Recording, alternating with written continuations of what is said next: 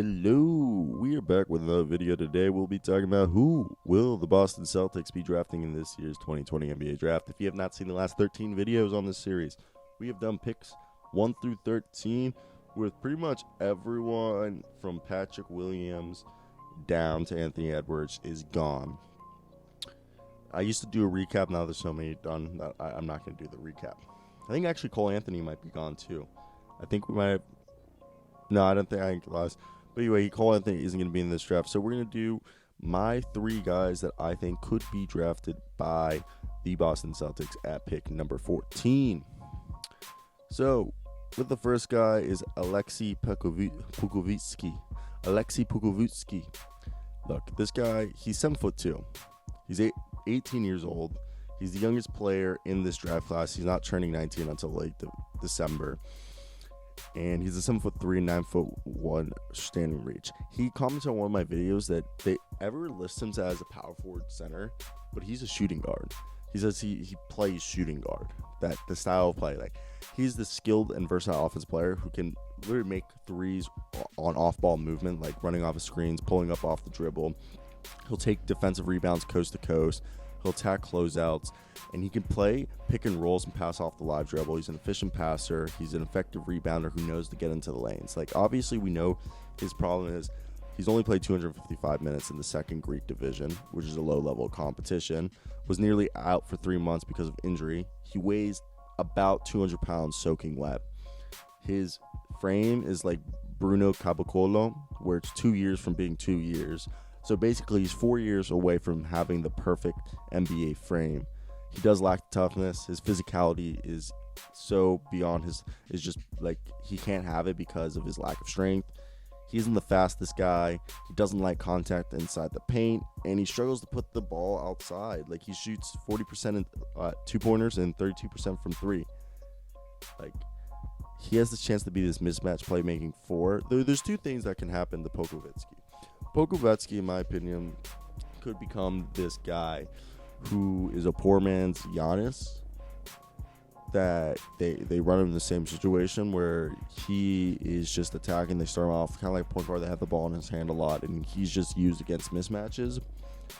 Or the other way I could see Alex Pokovitsky being used is, I don't want to say Andre Barjani, but I could see him.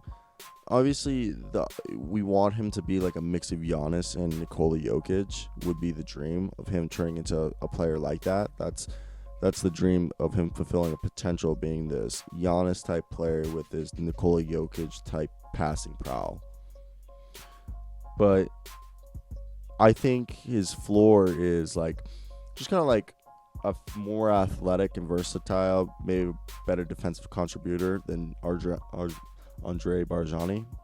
Like, Andre Barjani it's not a bad player by any means. He's actually good. Like, he was good for a few years. But he's going to be a guy who he'll try on defense. He'll get you almost 10 rebounds a game. And on offense, if he doesn't develop offensively, like, as a dribbler and all that, like, he just stays stagnant and just works on his jump shot, he'll be able to stay in the NBA if he can be a good rim protector, good, interior defense, and be able to shoot close to 40% from 3. They would just have him standing there. But if he does develop offensively, he'll just be insane. I mean, I think he just needs to get on those steroids and just start pumping shit and just get giant. And I really do think the Boston Celtics are the perfect team for them to do this, due to the fact that Boston does not need to worry about him starting. Boston does not need to put him immediately. Boston can have him in the G League for like 2 years. They can just literally just have him getting yoked, developing really well. They have so many players on their team that he can just sit around for like 3 years, and then in his like third or fourth season, he can pop out and just be like, yeah. So obviously, Alex Pokovitsky, I think his floor is like Dragan Bender type player, but more athletic version of Dragan Bender, but like Dragan Bender. So a guy I really like that I could see the Boston, 6'5", RJ Hampton. He's just one of the guys where he can play point guard, shooting guard, and maybe he can guard some threes. So 6'5", he played in the NBL. I really like him. He has one of the fastest first steps. He he's far from being a finished product physically. He loves to get to the rim. He loves using Euro steps. He has a versatile offensive game. He loves pulling up threes, and he has everything needed to be a great defender. He just needs to work on his fundamentals and, just not to have as many defensive laps. He has a solid foundation to become a great, legit, he could be a great three, like a three shooting combo guard who can create his own shot with the potential of being one of the best defenders in the NBA. Yeah, if he gets maybe 20 pounds on him, so he gets 210, he's 6'5", he's got a 6'7" wingspan. He's quick feet. His length allows him to test shots. He can be one of the best perimeter defenders if he really, really puts his mind into it. I would not be surprised if RJ Hampton was able to be actually become an all-star player. Be a guy. I could see him become CJ McCollum, or I'm trying to think. CJ McCollum is the guy I really see RJ Hampton game being similar to. A taller version of CJ, or a poor man's Bradley Beal. I don't think he's gonna be good as Bradley Beal, but I see him in the CJ McCollum realm, being that good, tops. I could really see that. And I think to fulfill that, Boston would be the best, or if not one of the best places that he could go to achieve those dreams. It's just me. But no, obviously he does need to put some weight on. He does get taken advantage by bigger guys, so it'll be his first year won't be easy. His second year might be a little bit.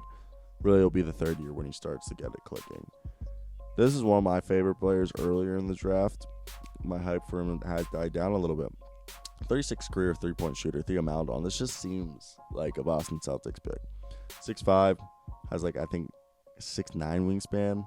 He has a huge wingspan, essentially. He has a great frame, which will allow him to defend guards, shooting guards, and even small forwards in a pinch. 36 career three-point shooter, 79% free throw shooter, which shows that he's a clean, compact shooting mechanic and that he's able to shoot.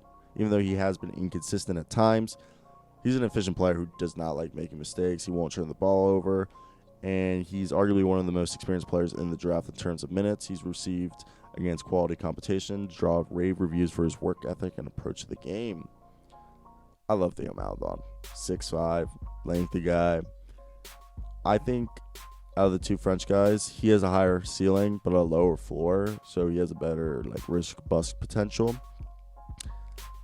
But this guy has the chance of being an immediate contributor as leading the second unit for a team like Boston, and being able to be a defensive presence who can pop trays and facilitate the ball in Brad Stevens' offense, which I know Brad Stevens would love to have a facilitator like that. And, there wouldn't be, again, pressure. Same thing with how RJ Hampton was. There wouldn't be pressure for him to develop. He fits the mindset of, he likes not to force it, play within the team game. He has that work ethic that they love. He has the approach to the game that they love. He has the length they love. You know how much Boston loves those lanky guys who can pretty much play any position, play that positionless basketball. If they want to do that positionless basketball, this is what they want.